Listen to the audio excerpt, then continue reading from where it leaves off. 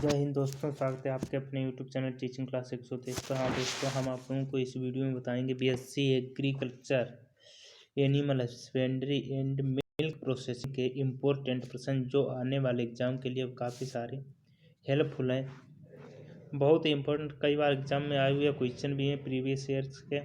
देखिए दोस्तों, पहला क्वेश्चन है, मवेशी एवं भैंस किस कुल से संबंधित है। मवेशी एवं भैंस जो हैं किस कुल से संबंधित हैं, तो किस कुल से संबंधित हैं, तो ये बोविडी कुल से संबंधित हैं। किस कुल से? बोविडी कुल से संबंधित हैं। किस कुल से? बोविडी। आपका राइट आंसर है। क्वेश्चन संख्या 2 देखिए, बकरी का वंश। बकरी का कौन सा वंश है? बकरी का वंश कौन सा है, तो बकरी का जो वंश है केपरा है। कौन सा वंश है? केपरा बकरी का वंश है। बकरी का वंश हो जाएगा केपरा। अगला क्वेश्चन संख्या 3, भारत में कुल पशुधन संख्या 2012 के अनुसार कितनी है। भारत में कुल पशुओं की संख्या कितनी है 2012 के अनुसार, तो कितनी है? 512 मिलियन। कितनी है? 512 मिलियन। ठीक है दोस्तों। अगला क्वेश्चन देखिए, नीली क्रांति किससे संबंधित है। नीली क्रांति का संबंध किससे है, तो नीली क्रांति का संबंध मछली से है। ठीक है, नीली क्रांति का संबंध मछली से है। अगला क्वेश्चन देखिए, पशुधन संख्या में भारत का स्थान कौन सा है। पशुधन संख्या में भारत का स्थान कौन सा है, तो पशुधन संख्या में भारत का प्रथम। कौन सा है? प्रथम, पहले नंबर पे है भारत। भारत में भैंसों की संख्या कितनी है। भारत में जो भैंसों की संख्या है वो 108 मिलियन है। कितनी है? 108 मिलियन है। अगला क्वेश्चन देखिए, सुरती भैंस किस राज्य की नस्ल है। सुरती भैंस किस राज्य की नस्ल है, तो सुरती भैंस किस राज्य की नस्ल है, तो सुरती भैंस जो है गुजरात राज्य की नस्ल है। किस राज्य की? गुजरात राज्य की नस्ल है। क्वेश्चन संख्या 8 देखिए, टोंडा एक नस्ल है। टोंडा एक किसकी नस्ल है? टोंडा एक भैंस की नस्ल है। टोंडा एक भैंस की नस्ल है। भैंस की किस नस्ल में दूध में अधिकतम वसा होती है। भैंस की किस नस्ल के दूध में अधिकतम वसा प्रतिशत मात्रा पाई जाती है, तो भदावरी। कौन सी? भदावरी। भदावरी नस्ल में अधिकतम वसा पाई जाती है, तो आपका राइट आंसर सी है। क्वेश्चन संख्या 10 देखिए, भैंस की सबसे अधिक दूध देने वाली नस्ल। भैंस की जो सबसे अधिक दूध देने वाली नस्ल मुर्रा है। कौन सी है? मुर्रा। आपका राइट आंसर ये है, मुर्रा।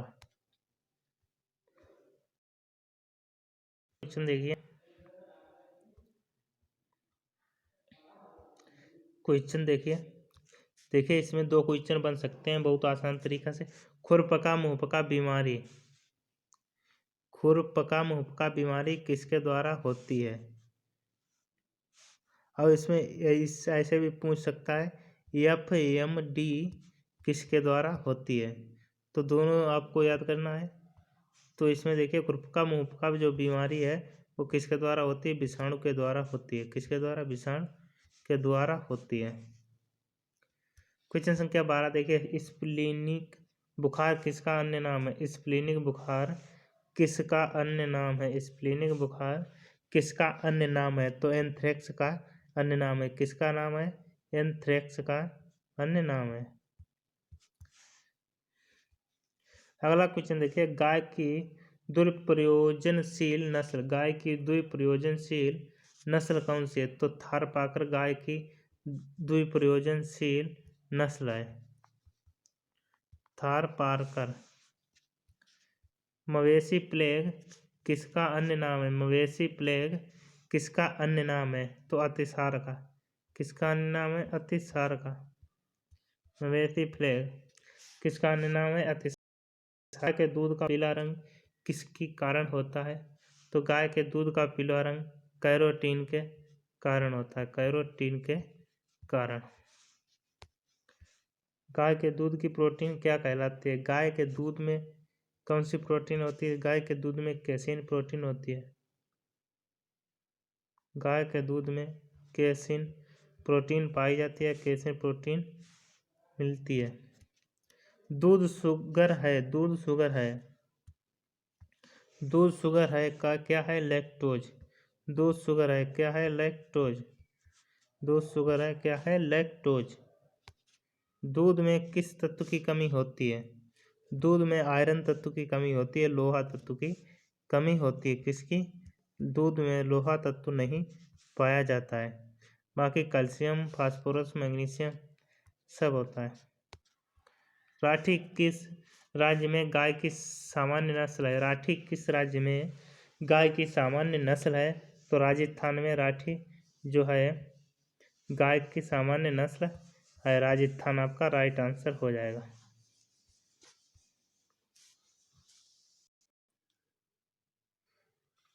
संपूर्ण दूध के उद्देश्य से दूध का कितना हिस्सा उपयोग में किया जाता है? संपूर्ण दूध के उद्देश्य से जो दूध का कितना हिस्सा है उपयोग किया जाता है? तो 1/3। कितना? 1/3। आपका राइट आंसर डी, 1/3। अगला क्वेश्चन देखिए, प्रथम क्लोन डाली किसमें बनाई जाती है? प्रथम क्लोन डाली किसमें बनाई जाती है? तो किसमें बनाई जाती है? इसका आप लोगों को राइट आंसर कमेंट में बताना है। इसका राइट आंसर हो जाएगा भेड़। क्या हो जाएगा? भेड़। आपका राइट आंसर भेड़। भेड़ की नस्ल डाली किसके द्वारा उत्पन्न की गई थी? भेड़ की नस्ल जो डाली है बिलमुट के द्वारा उत्पन्न की गई थी। किसके द्वारा? बिलमुट के द्वारा उत्पन्न की गई थी। बिलमुट के द्वारा उत्पन्न की गई थी। मवेशी बीमारी कौन सी है? मनुष्य में होने वाली मवेशी बीमारी है एंथ्रेक्स। एंथ्रेक्स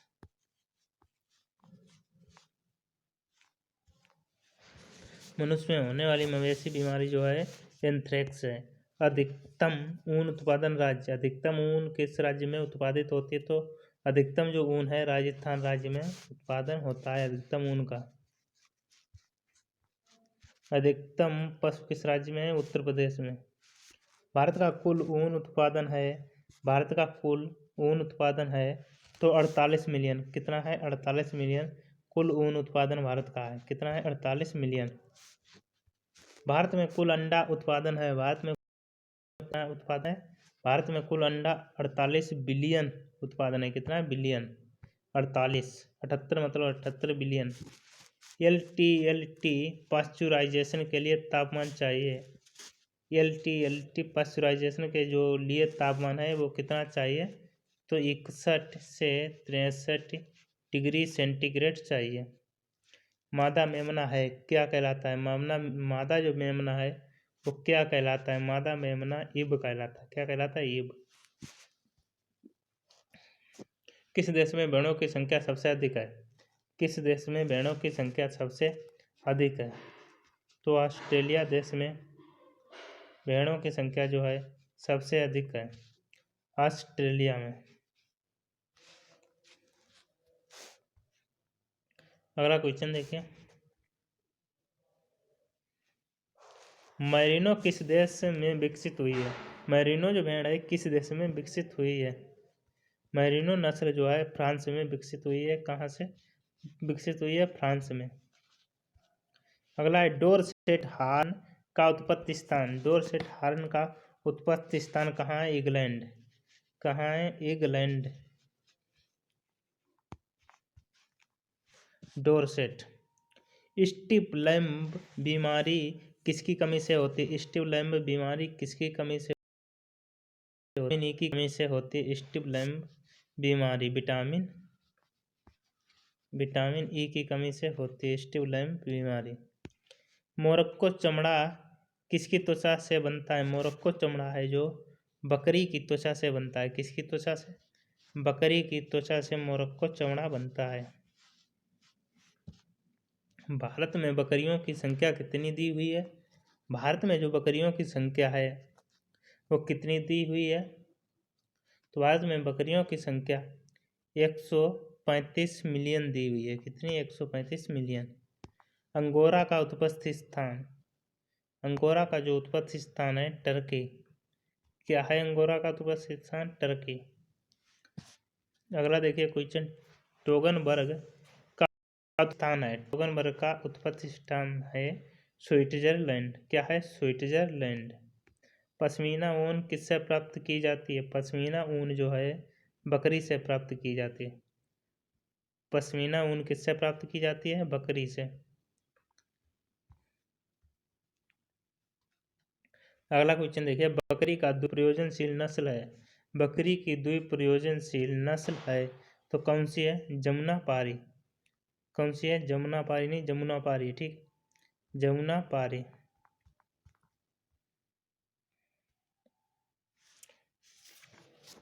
अगला क्वेश्चन देखिए, सुअर के नमकीन मांस को कहा जाता है। सुअर के नमकीन मांस को कहा जाता है। सुअर के नमकीन मांस को कहा जाता है बेकन। क्या कहा जाता है? बेकन। पोर्क भी सुअर के मांस को कहा जाता है। बीफ भैंस के मांस को कहा जाता है। चिकन मुर्गा के मांस को कहा जाता है। रिकेट्स किसकी कमी से होता है? रिकेट्स जो है विटामिन डी की कमी के कारण होता है। रिकेट्स जो है विटामिन डी की कमी के कारण होता है। रानीखेत किसकी बीमारी है? रानीखेत विषाणु रोग एक बीमारी है जो मुर्गियों में फैलती है। जो मुर्गियों में फैलती है। पैर की अंगुली ऐंठना रोग किसकी कमी से होता है? पैर में जो अंगुली ऐंठना रोग है ये विटामिन B2 की कमी से होता है। पैर में अंगुली ऐंठना रोग।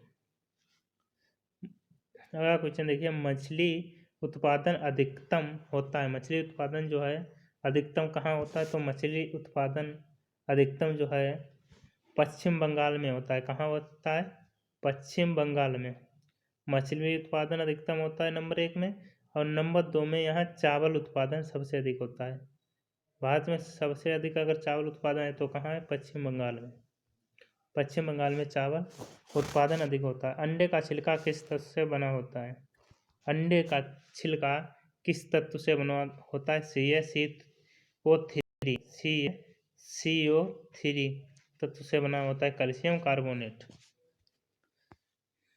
अंडे की गुणवत्ता किसके द्वारा तय की जाती है? अंडे की जो गुणवत्ता है कैंडलिन के द्वारा तय की जाती है। किसके द्वारा तय की जाती है? कैंडलिन के द्वारा अंडे की जो गुणवत्ता है वो तय की जाती है। अगला क्वेश्चन देखिए, अंडे का पीला रंग किसकी वजह से होता है? अंडे का जो पीला रंग है वो ज़ैंथोफिल की कमी के कारण होता है। कैरोटीन की कमी से दूध का रंग पीला होता है। ठीक है, अंडे का पीला रंग ज़ैंथोफिल की कमी के कारण होता है। ज़ैंथोफिल की वजह से होता है। अगला क्वेश्चन देखिए, भारत में कुल मांस उत्पादन है। भारत में कुल मांस कितना उत्पादन है? तो 6 मिलियन टन है। कितना है? 6 मिलियन टन है कुल मांस उत्पादन। गाय के शरीर का सामान्य तापमान है 101 फ़ारेनहाइट। गाय के शरीर का सामान्य तापमान 101 फ़ारेनहाइट। अब मुर्गे के शरीर का तापमान कितना है? मुर्गी के शरीर का तापमान 107 फ़ारेनहाइट होता है। 107। मनुष्य के शरीर का तापमान 98.4 फ़ारेनहाइट होता है। अगला क्वेश्चन देखिए, गाय में गर्भकाल होता है। गाय में जो गर्भकाल है वो कितने दिन तक होता है? गाय में गर्भकाल 283 से 285 दिन तक होता है। गाय में गर्भकाल 283 से 285 दिन होता है। देखिए, मुर्गी के शरीर का तापमान होता है 107 फ़ारेनहाइट, पहले ही बता चुके हैं। भेड़ के मांस को क्या कहते हैं? भेड़ के मांस को मटन कहते हैं। मुर्गे के मांस को चिकन कहते हैं। मुर्गे के मांस को चिकन कहते हैं। मुर्गे के मांस को चिकन कहते हैं। पोर्क सुअर के मांस को कहते हैं। सुअर के मांस को पोर्क। बीफ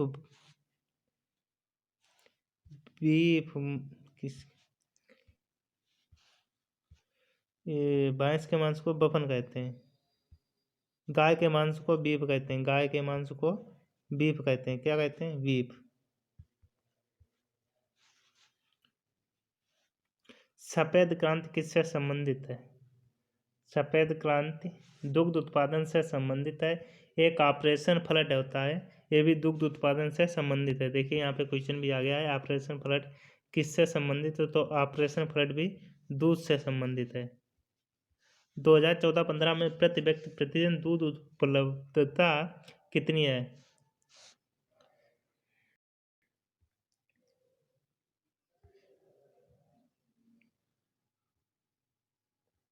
वर्ष 2014-15 में प्रति व्यक्ति प्रतिदिन दूध उपलब्धता कितनी है?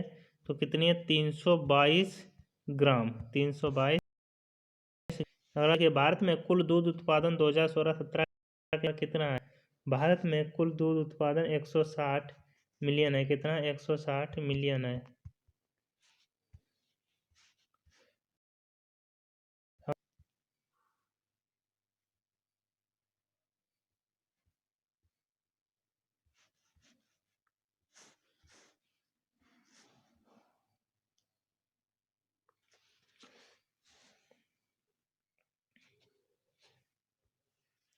अगला क्वेश्चन देखिए, दुग्ध क्षेत्र में सहकारिता का सबसे सरलतम उदाहरण क्या है? सरलतम उदाहरण क्या है? तो आनंद है उदाहरण। क्या है? आनंद। दुग्ध क्षेत्र में सहकारिता का सबसे अधिक उदाहरण है आनंद। मुर्गियों की सबसे अधिक संख्या किस राज्य में? मुर्गियों की जो सबसे अधिक संख्या है वो किस राज्य में है? तो मुर्गियों की सबसे अधिक जो संख्या है आंध्र प्रदेश राज्य में है। किस राज्य में? आंध्र प्रदेश राज्य में। अगला क्वेश्चन देखिए, मारेक्स बीमारी पाई जाती है। मारेक्स बीमारी किस में पाई जाती है? मारेक्स जो बीमारी है वो मुर्गी में पाई जाती है। किस में? मुर्गी में। अगला क्वेश्चन देखिए, एल्पाइन किसकी नस्ल है? एल्पाइन जो है बकरी की एक नस्ल है। एल्पाइन किसकी नस्ल है? बकरी की एल्पाइन नस्ल है। भेड़ की सबसे ऊंची नस्ल नेलोरी। भेड़ की सबसे ऊंची नस्ल कौन सी है? नेलोरी। भेड़ की सबसे ऊंची नस्ल नेलोरी है। विश्व में मेरिनो ऊन का कितने प्रतिशत योगदान है? विश्व में मेरिनो ऊन का कितने प्रतिशत योगदान है? तो 80% योगदान है मेरिनो का। ठीक है। पाश्चुराइजेशन नष्ट करता है। पाश्चुराइजेशन नष्ट करता है जीवाणु के जीवित स्पोर्स को। पाश्चुराइजेशन जो है नष्ट करता है जीवाणु के जीवित स्पोर्स को। पाश्चुराइजेशन मतलब है गर्म करना। कुल दुग्ध प्रोटीन में केसीन कितने प्रतिशत होता है? कुल दुग्ध प्रोटीन में केसीन कितने प्रतिशत होता है? तो 80 से 83% होता है। कितना? 80 से 83% होता है। थारपाकर नस्ल का उत्पत्ति स्थान कहाँ है? थारपाकर नस्ल का जो उत्पत्ति स्थान है वो कहाँ है? पाकिस्तान में। थारपाकर का नस्ल का उत्पत्ति स्थान पाकिस्तान में है आपका। कहाँ है? पाकिस्तान में। राइट आंसर आपका पाकिस्तान।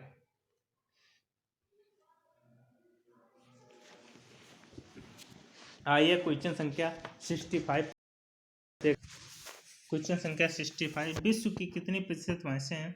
विश्व की कितनी प्रतिशत भैंसें जो हैं भारत में हैं? विश्व की कितनी प्रतिशत भैंसें जो हैं भारत में हैं? तो विश्व की जो 50% भैंसें हैं वो भारत में स्थित हैं या हैं।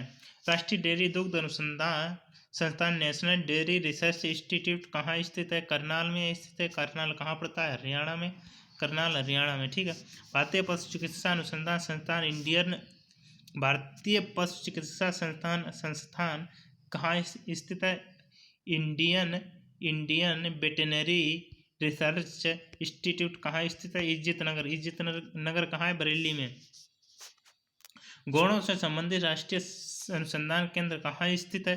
घोड़ों से संबंधित राष्ट्रीय अनुसंधान संस्थान कहाँ है? हिसार हरियाणा में। हिसार हरियाणा में। एक और क्वेश्चन पूछा जाता है के का फुल फॉर्म पूछा जाता है। कई एग्जाम में आया हुआ है क्वेश्चन से। तो केबी का फुल फॉर्म है कृषि विज्ञान केंद्र। कृषि विज्ञान केंद्र। जुगाली करने वाले पशुओं का पेट कितने भागों में बटा होता है? जुगाली करने वाले पशुओं का जो पेट है वो 4 भागों में बटा होता है, यानी 4 भागों में बटा होता है। जुगाली करने वाले पशुओं के पेट का कौन सा हिस्सा वास्तविक पेट या ट्रू स्टोमच कहलाता है? सत्य पेट कहलाता है। तो एबोमेजम कौन सा है? एबोमेजम। आपका राइट आंसर हो जाएगा बी, एबोमेजम। अगला क्वेश्चन है, जुगाली करने वाले पशु के पेट का सबसे बड़ा हिस्सा क्या कहलाता है? जुगाली करने वाले पशु का सबसे बड़ा हिस्सा क्या कहलाता है? रूमेल कहलाता है। क्या कहलाता है? रूमेल कहलाता है। ठीक है।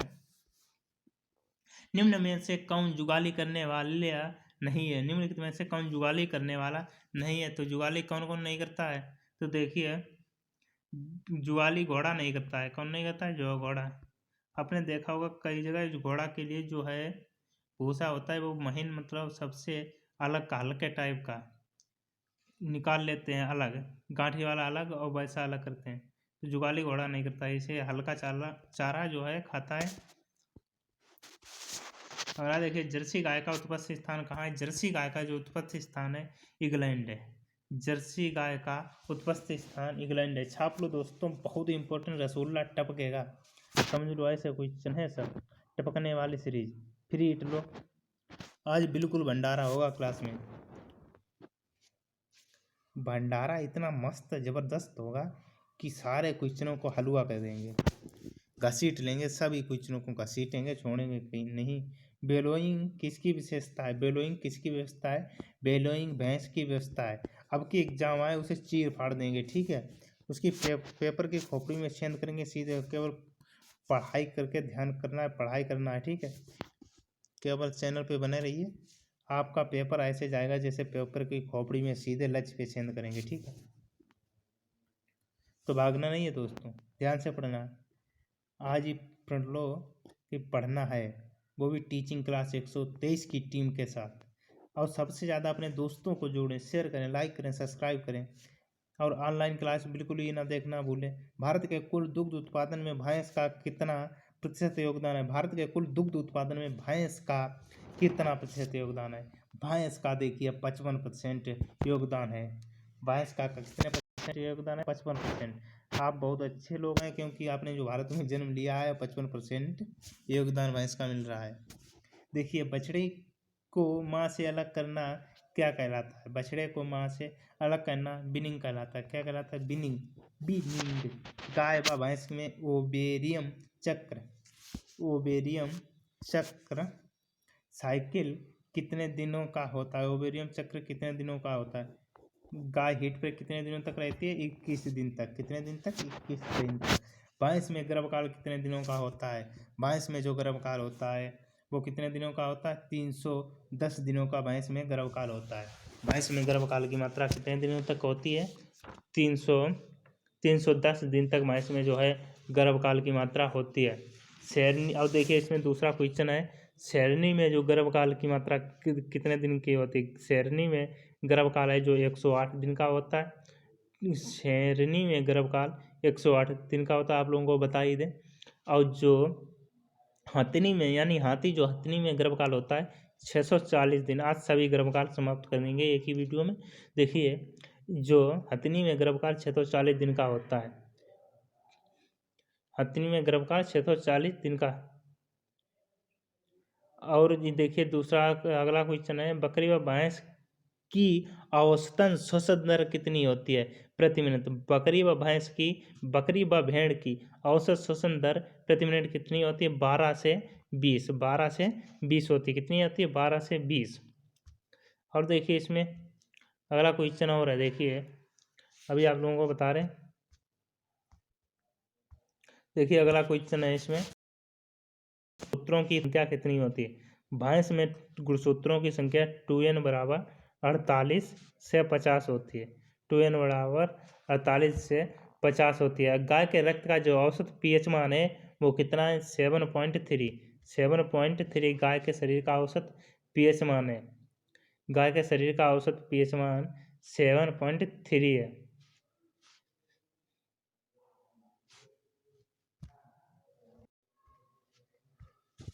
आइए सभी लोग मध्यकाल अवधि हीट। देखिए गाय की जो काल अवधि होती है 10 से कितनी होती है? 24। 10 से 24 घंटे। 10 से 24 घंटे होती है। और अवधि दिनों में 19 से 21 दिन होती है। दिनों में जो होती है 19 से 21 दिन में। इसमें गर्भकाल 280, गर्भकाल के 280 दिन होते हैं, ठीक है। दूसरा देखिए भैंस का। भैंस का भी आप लोगों को बताते हैं, कई बार एग्जाम में आया हुआ है भैंस का। भैंस का देखिए, भैंस का होता है 12 से 36। इसमें जो अवधि होती है 21 दिन, अवधि 21 दिन होती है। गर्भकाल की अवधि 307 से 10 दिन होती है। 307 से 10 दिन होती है। भेड़ की देखिए, आप लोग आज ये जान ही लीजिए। भेड़ की देखिए, भेड़ में जो है भेड़ में 1 से 3 दिन, भेड़ में 1 से 3 दिन, और जो अवधि होती है 21 दिन, अवधि 21 दिन होती है हीट तक रहने में। और जो है इसका गर्भकाल दिनों में होता है 150 दिन, 150 दिन या 6 महीने कह सकते हैं। वही देखिए बकरी में भी समझो सेम है, बकरी भेड़ में सेम है। और देखिए सूअर में जो होता है 1 से 3 दिन, इसमें घंटों की अवधि होती है 1 से 3 घंटे, ठीक है। दिन होते हैं इसमें 16 दिनों तक, और इसमें गर्भकाल अवधि होती है 110 दिन। कितनी? 110 दिन। तो आप दोस्तों एक दिन आप लोगों के जितने भी भारतीय कृषि अनुसंधान परिषद के संस्थान है, सब एक दिन वीडियो में खल्लास करा देंगे। आप लोग वीडियो में अंत तक बने रहिए और कमेंट करके बताइए कि किस दिन मतलब जो है अनुसंधान करा दें, जिससे आप लोगों को सारी हेल्प मिले एग्जाम में। अगला क्वेश्चन देखिए, पशुओं में ऋतुकाल हीट अवस्था को क्या कहते हैं? तो पूर्व मध्यकाल कहते हैं। क्या कहते हैं? पूर्व मध्यकाल। अगला क्वेश्चन देखिए, मध्यकाल चक्र ओब्री स्ट्रक्चर साइकिल्स की सबसे लंबी अवस्था है द्विमद काल। कौन सी अवस्था है? द्विमद काल। अगला क्वेश्चन देखिए, गाय में भ्रूण गर्भ का निर्वासन कहलाता है, तो क्या कहलाता है? काविंग। क्या कहलाता है? काविंग। भेड़ में प्रसव जाना जाता है, भेड़ में प्रसव किसके द्वारा जाना जाता है? लेम्बिंग के द्वारा जाना जाता है। किसके द्वारा? लेम्बिंग के द्वारा। अगला क्वेश्चन है, ओपरा नाल का निर्वासन कितने समय में हो जाना चाहिए? तो 6 से 8 घंटे में हो जाना चाहिए। अंडकोश थैली के अंदर ऊपर चढ़ जाने की स्थिति को किसके नाम से जाना जाता है? तो इसकी स्थिति को क्रिप्टोर्किडिज्म के द्वारा जाना जाता है। अगला क्वेश्चन देखिए, स्तन ग्रंथियां किसका बदला हुआ रूप है? स्तन ग्रंथियां किसका बदला हुआ रूप है? सुडोरीफेरस का बदला हुआ रूप है। 1 मिलीलीटर दुग्ध उत्पादन के लिए कितना खून थन से गुजरता है? 1 मिलीलीटर दूध उत्पादन करने कितने मिलीलीटर खून थन से गुजरता है? 400 से 500 मिलीलीटर दूध है वो थन से गुजरता है। अगला क्वेश्चन है, स्तन ग्रंथियों की उत्पत्ति होती है? तो स्तन ग्रंथियों की उत्पत्ति होती है एक्टोडर्मस से। किससे होती है? एक्टोडर्मस से। दुग्ध स्राव मिल्क एक्सक्रीशन का प्रारंभ कहलाता है लैक्टोजेनेसिस।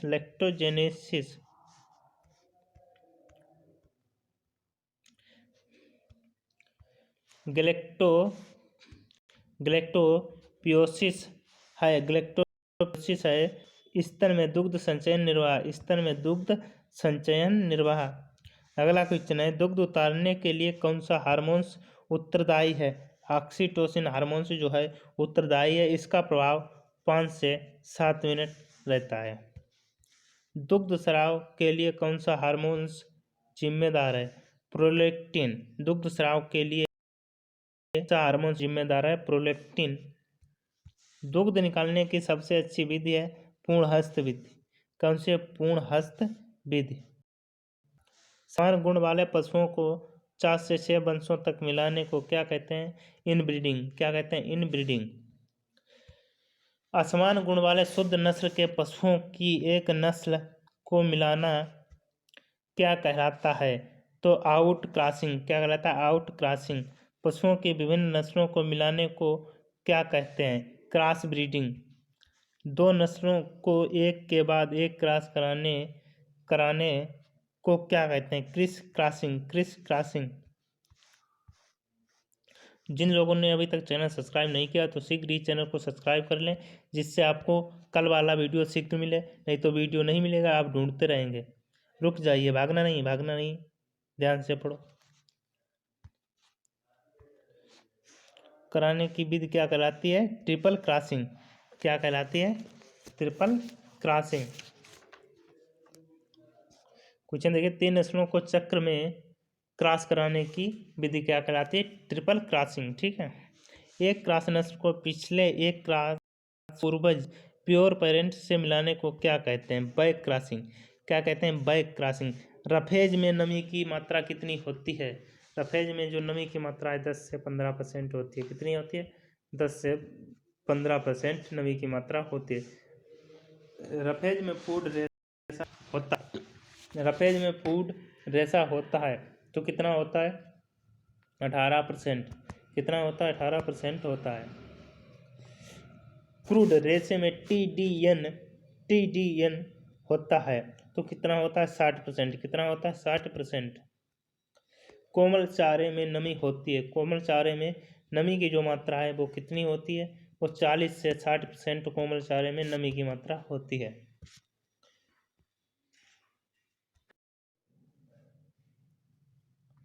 दलहनी चारे में पाच्य क्रूड प्रोटीन होती है 2.5 से 3%।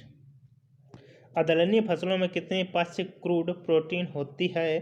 तो 0.5 से 1%। 0.5 से 1%। हे में नमी की मात्रा होती है 15 से 20%। हे में जो नमी की मात्रा होती है 15 से 20%। 60 से 65% बिल्कुल भी नहीं होगा। 10 से 12% तो बिल्कुल ही नहीं होगा। सूखे में नहीं, इसमें नमी होनी चाहिए। ठीक है। दलहनी चारे में कुल सुपाच्य पोषक तत्व होते हैं तो 30 से 40%। कितने होते हैं? 30 से 40%। जिन लोगों ने चैनल सब्सक्राइब नहीं किया शीघ्र ही चैनल को सब्सक्राइब करें। तथा दोस्तों, एक इम्पोर्टेंट आप लोगों को अभी भागना नहीं, एक इम्पोर्टेंट बात रहेगी आप लोगों को बताने। जितने कृषि अनुसंधान संस्थान भारत के हैं सब एक वीडियो में आप लोगों को कराएंगे। केवल कमेंट करके बताना किस दिन आप लोगों को वीडियो में करा दें, जिससे आप लोगों को सारी हेल्प मिलेगी। कई एग्जाम में कई बार पूछे जा चुके हैं। भारत के जो कितने भी विभिन्न एग्जाम हैं सभी में 1 ना 2 क्वेश्चन देखने को मिलते हैं। तो दोस्तों, आज की क्लास आप लोगों को कैसी लगी? पसंद आए तो ज़्यादा से ज़्यादा दोस्तों के पास शेयर करें, लाइक करें, सब्सक्राइब करना बिल्कुल ही ना भूलिए। धन्यवाद। मिलते हैं नेक्स्ट